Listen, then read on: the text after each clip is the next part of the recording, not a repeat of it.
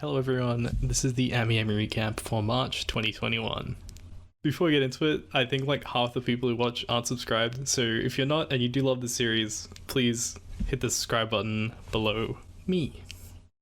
Let's start looking at some figures. I don't know what to expect. This is a pen? He comes off the pillar and you write with his foot? That's so bizarre, which I guess is on brand. I love it so much. Who do we have here? Oh, she's cute. I think I've gone over all of these quintessential quintuplets figures, the Kotobukiya ones. This one might be my favorite. I like her design the most. The hair doesn't really have any detailing, which is kind of weird. The rest of it seems to be decently shaded, the skirt especially. It's sort of a budget figure, I think, because they're all 1/8 scale, and I assume they want people to buy the entire set of the 5 girls. I've just been informed Pizza Hut Australia is doing Ninja Turtles pizza. This isn't a joke? What is Mutagen Ranch? That's so gross. Now that my pizza is on the way, let's get back to these anime girls. I think that might be an anime boy. I like how varied these swords are, like 3 different styles, they look really nice. Oh, this dice fairy is so cute. I need her to bless my dice when I'm playing D&D. The art is so much cuter. I completely love the colors here. I have no idea who this manufacturer is, but it's so cute. Top nap. People really buying these palm-sized Demon Slayer figures. He's so tiny. I just don't see the appeal for like 60 bucks. I do love Gyu's Haori, especially this left side. It's just, ooh, that's dope. The rest of it, I really couldn't care less about. I guess we're gonna be on an Evangelion. Wait, what the hell is Y style? Yukata style? Is that what they're going for? Shinji and Kaoru are both 1/8 scale. Shinji looks hella basic. His head just looks weird. I think Kaoru just looks a lot better because his head kind of has more going on. I really struggle to see the market for either of these figures, but at least they're not charging like $1 billion for them. Does this come with Puyos? It does! Look at the Puyos! Wish they made Tetris Nendoroids. I'd buy one. I'm still surprised they're making Lacus merch like 20 years after Gundam Seed. I like her face. It seems very true to the Seed art style. Looking at the rest of her body though, it just seems really awkward. Her arms are kind of just really far apart. Not huge into that, but I think it's something a little more unique for a B style than usual, so I'll give him that. Here is Makoto Nijima. These product pictures kind of bother me because they're all on a white background.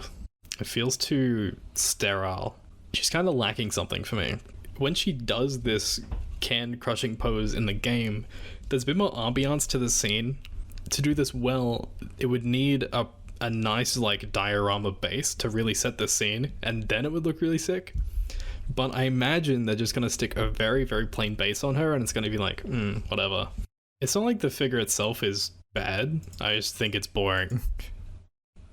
This Pro-Man plush, he is so sweet. Look how happy he is. He's just having a good time. So I went on about this figure in the Wonder Festival video because I thought it looked quite nice. There's no scale listed for how big this is, but they are charging $200, which is quite expensive. I think the best viewing angle for this is to have it above eye level. When you look at an above angle like this, it just looks kind of strange. I also kind of worry about the structural integrity of it, like how is she floating there? What is she connected to? I feel like they might just add some surprise support beams somewhere, which would make it really ugly, but it's kind of a wait and see figure, I think. Here is an Asuka by Armakuni. This is a 1/6 scale, which is pretty big, I think, for this price. To me, the Armakuni Asuka sort of feels like a poor man's version of the Alta Asuka, which I feel like is quite legendary at this point. I think the Armakuni one is fine. I think the hair and face are really well done. The suit looks kind of matte and fake. This one, they kind of just like stuck her legs to her butt, and then that's kind of it. But I think it's definitely one of the better Asuka figures I've seen, at least recently. Furyu is back at it again with another Miku. They are never ever going to stop doing this. This one is expensive, like nearly 300 bucks, but I do like this one a lot more than the other Furyu Mikus I've seen recently. She looks really cute. Love the hair on this one. There's just so much. I love it swirling around her. It's such a nice effect. I think Fuyu have done a really good job here. I'm also a big fan of the face. I don't know if you'll be able to see, but she's got a cute little fang. And I really like the eyes. Something about them where they just seem to sparkle. I think her forehead is a little bit big, but I can look past that. I don't know why. I don't know if you're seeing the same in it as I do, but it has to be one of my favorite Miku figures I've ever seen. And there's a lot of Miku figures. Here's another Miku by Goodsmile. I think this is an old one, hey? I just looked it up. The original release for this was in 2013 and is getting re-released 9 years later, which is crazy. It's very comforting to know that we should never go up hope. You never know what the hell Goodsmile's gonna re-release one day. I'm surprised I don't see more fairy tale figures. This one is by Belfine. Their stuff always looks very washed out. Just like, look at her hair, it's just yellow. I just realized this is a 1/8 scale, which is a joke. If for over 150 bucks for this as a 1/8, that just seems like way too much. But I guess it's just a case of Belfine marking up figures because they always do anyway. This was a figure I really enjoyed from Wonder Festival. She's not super expensive. Thought she might be just considering the cool smoky effects in this base that she comes with, but I don't see a whole lot of shading there. But I was initially drawn to this because of the butterflies and the colors, and I think those both look really nice. There's just something about it that feels special. A B-style is some girl from Railgun. Sure, there it is. Oh, this one is so sweet. The clam pearl base looks really, really cool, but I'm not digging the random piece of coral or whatever that's in here, but whatever. The girl herself, I don't know who the hell she is, but her dress is gorgeous. Look at these folds in here and everything. And even on this, I want to say belt, has this really fine pattern in there that looks so cool. Her head is also really cool. Looks like she's got these little fins like she's some merman or something. Her hair is also like tied up in this bow, which is really, really cute as well. Kind of makes her head look like a trash bag, but you know, it's cute. It's cute, okay? For what this is, she's not at all overly expensive. I feel like I'm too in love with it. Ooh, monkey noises. Since Pyra and Mithra got put in Smash, GSC reopened pre-orders, and I saw these were pre-order closed when I checked Amiami the next day. I feel like there was only a few hours where you could actually order these. It's crazy. I don't know if they just only made like, I don't know if they only allocated a very small amount, or if there's actually now such a crazy amount of people who want these figures that they'll sell out that quick. I don't know. Wow, is this a Valentine's Day one? She's a little chocolate in a chocolate container, giving herself away for Valentine's Day. That's just my dumb theory. I have no idea what's going on. I've never seen something present itself like this. I think the execution of this is really well done. I think it could have easily looked strange, but damn, that is nice. Some of these Artemaster figures are getting quite inventive. It seems like they actually care about the figures looking good, which is not something I can say for a lot of Japanese franchises. I think the price for this is honestly really quite fine for what you're getting. I'm completely on board with this figure. I think this is now the second time I've got to gush about how good these My Little Pony figures are. I love these so much. The way they make these designs human is so nice. I don't know who is behind this, but they do an excellent job. The faces are always really, really nice. They just have like this aura to them. It's not like your typical anime girl face. They're kind of, I don't know, it's hard to explain, but you can probably see it here. For the low price of not a lot of money for a 1/7 scale, these are hella good. I've never convinced myself to buy one before, but I've been close. I've been close sometimes. Oh, is Charlotte the last one in the Infinite Stratos B-Style series? I think I've been periodically complaining about all of these happening because who cares about Infinite Stratos at this point? This isn't even Charlotte's first bunny girl figure. If you're gonna do a B-Style, make it cute like this. I love the little bunnies. It adds a lot, I think. I was so happy when I saw this Ilya. It's Very rare for Ilya to get a nice, sensible figure of her in her normal magical girl outfit. And we finally get one, and it's by Wanderer. I don't think Wanderer seemed to be that great, so I was then immediately disappointed. But she looks fine enough. I don't mind the pose, but the colors just seem a bit flat. I think that's the main thing for me. Finally, it's Shinji's turn in the Radio Eva series. I think he's the last one to get his figure. He just looks super boring and nerdy. Kaoru's one was more like cool streetwear, whereas Shinji just looks like, I don't know, he'd get beat up at school or something. But I guess that's how Shinji always looks. Like all the other ones, he does come in 2 colors. I feel like the darker monochrome one looks a bit better. I don't like the outfit, but it's kind of up to you if you do or don't like this. I don't talk about Figmas too much, but I just want to say how precious is this Nadeshiko. This is the darndest, cutest little Figma I've ever seen. She comes with a whole lot of stuff in this deluxe version. The accessories are basically the same as the Nendoroid, which I already have, which kind of dissuades me from getting this, but who knows? Maybe. What the hell is this? Is this new? I feel like we already have one with a base like this, but this one looks worse. She looks very awkward with how she's standing there. I'm not huge on the visual novel designs with these eyes. They just look kind of dead to me. I feel like the rest of it needs to be more grungy to really pull off the visual novel style. So yeah, I'm not really feeling that. I think you have quite a few better choices for Kirisu. Straight back into more Nadeshiko, we have this 1/7 scale by Wing. I feel like it looks quite a bit like the PHAT Company one, but she's wearing a different outfit here.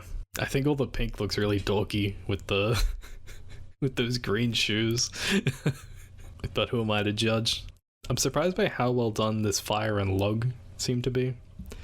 But their inclusion seems kind of weird anyway. Like, is she supposed to be running away from them? Seems like a very small fire and a very small log. I do think the quality looks alright. She looks happy. Looks like a Nadeshiko. Can't really fault them there. And I'm sure I covered this before, probably in the OneFest video. I love this a lot. If you do like this VTuber, then yeah, I'd probably recommend it. I just have no attachment to whoever the hell this is, so...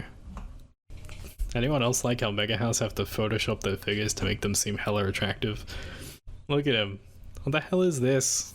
How are you trying to sell this for like $130?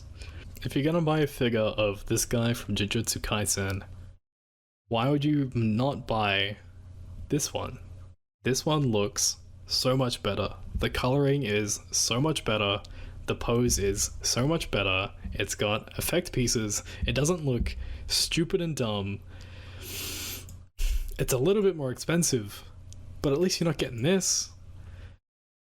I don't know where Megahouse thinks they're getting off. They have like the consistently most boring, dumb looking figures I can find. I don't mean to pick on them this much, but look at this. They cannot compete. They're trying to, and they can't. The Thomas the Tank Engine Nendoroid went up for pre-order. I was very surprised at how cheap it is. It's only 4,000 yen, which is on the cheap side of Nendoroids now. I guess, like, he doesn't do much. He kind of just exists, and then you can swap out his faceplates. That's about it. His face looks like it's just stuck on. It looks kind of terrible. I might have said this before, but I think people are just going to buy this for the meme. As much as I used to like Thomas as a child, I don't think I'll be buying this. I assume the way the faceplates will work is that you can move his eyes around independently and then you just swap in a different face, which I expect is going to look very, very creepy. I'm going to love seeing people rip his face off and his eyes are still going to be there. It's going to be horrifying, but hilarious. Chika is getting a figure from the Edie everyone loves where she does the dance, and it's part of Wave's Dreamtech line. When I first saw the Dreamtech line, I felt like they were overpriced, but now that figure prices have gone up so much, it seems quite reasonably priced in this figure market now. That being said, you know, it is a fairly basic figure. It looks like it's just straight black on that dress, but I think the sculpt is quite nice. Her face looks really nice, as well as her hat. And yeah, I think people will like this a lot. This is like some Godzilla ripoff from Shin-chan. You turn him around, he's got a butt. He's just got a human butt. That's dope. Why is there a $500 apple with the Beatles logo on it? Here is PHAT Company's Purushka from the Made in Abyss movie. She's kind of expensive. There's not a whole lot to her. The shading is, of course, really nice because it's kind of the only thing they can do here since the design is very simple. I found it hard to recommend, but I can see it's clearly had a lot of love put into it. I feel like I was goofing on this Saber Alta before, but now that it's gone off a pre-order, I really, really like it. I really, really enjoy the colors and the pose and the sculpt and everything about it. The only thing that's a complete turn-off for me is the base. The color just seems off. My eye just gets drawn to that blue for some reason. I don't know if that's a me issue or if it's an issue with the figure. Whatever the anime adaptation was that had Nero was the one I watched. She has the same sort of eyes. And they just look very weird to me. I don't know. I can't really get behind this pose. It just looks very awkward. Like, why is her leg just randomly in the air? Even from other angles, it doesn't really make sense. I'm happy to see Ike get his own figure. I used to play him in Smash Bros. That's the only reason why I know any of the Fire Emblem characters. I'm really liking that this is a 1/7 scale because Ike is a big guy. I feel like most companies would usually do a male character like this in a 1/8 scale. He's not prohibitively expensive for what that is. I think the pose is pretty fitting. His armor has all different finishes on it depending on what it is. His cape especially has like this cool, I don't know if it's a gradient effect or more of a just like grimy, dirty effect. You can also see the same thing also on his shoulder pad. It makes the figure feel more, I want to say lived in, but that's not the right phrase, but it just feels more real because of those small details. Apparently Apex Legends is really big in Japan.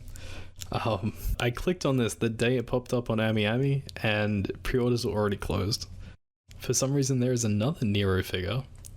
This one just looks goofy as hell. I don't know what the hell's going on.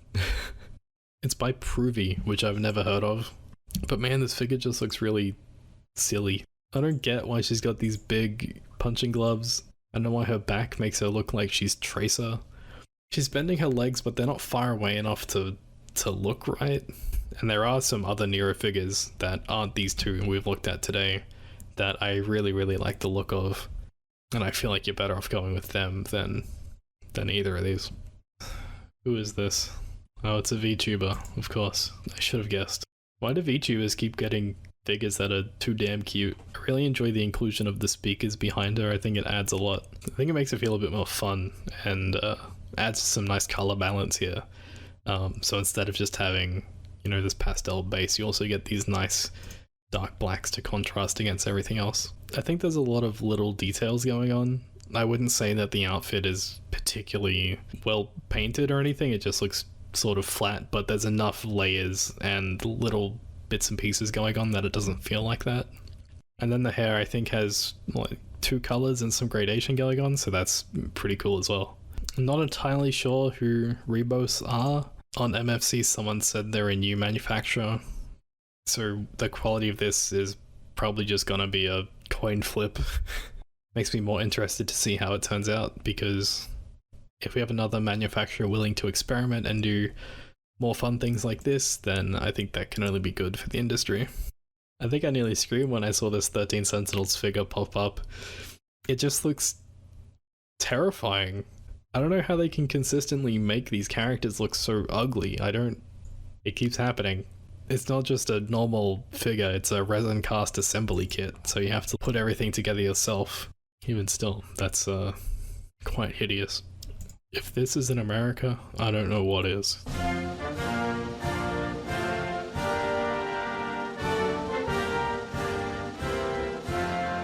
Anyway, for the last figure of this episode, we'll be looking at Kanao from Demon Slayer. This is Alta's 1/8 scale figure. God knows why they're doing a 1/8 scale of a figure they could have done in 1/7 very easily, but we have to live with it. I love what Alta have done with the shading on this dress. It's very subtle, but the combination of the sculpt and the paintwork just make it feel so real. And this sort of mastery in shading is something we only really see from Alta, I think. Like, check out the folds that go across her body that are just really well highlighted. It's just something else when you see a figure that actually knows what it's doing. I'm not entirely sure how these effect pieces are supposed to work. Around the edges and at the tips, they're pink, which I think is a lot harder to get right than just a normal gradient. We do have to talk about the pose. Sometimes the Ulta messes up and I can't fanboy too much. I saw a picture on Instagram where someone put a soccer ball on her foot and it really does look like she's just playing soccer, and I'm like, why, Ulta? It just makes it look dumb. I think this leg being raised like this just kind of ruins the figure, which is such a shame. She's a 1/8 scale for around $150. I think, as usual, Ulta has done an amazing job with the paintwork. The scale and the sculpt leave a little bit to be desired, but that doesn't make her any less beautiful. I think that's going to do it for me for this Amiami recap. Remember to like, comment, and subscribe, and I'll see you next month for another Amiami recap. Thanks for watching.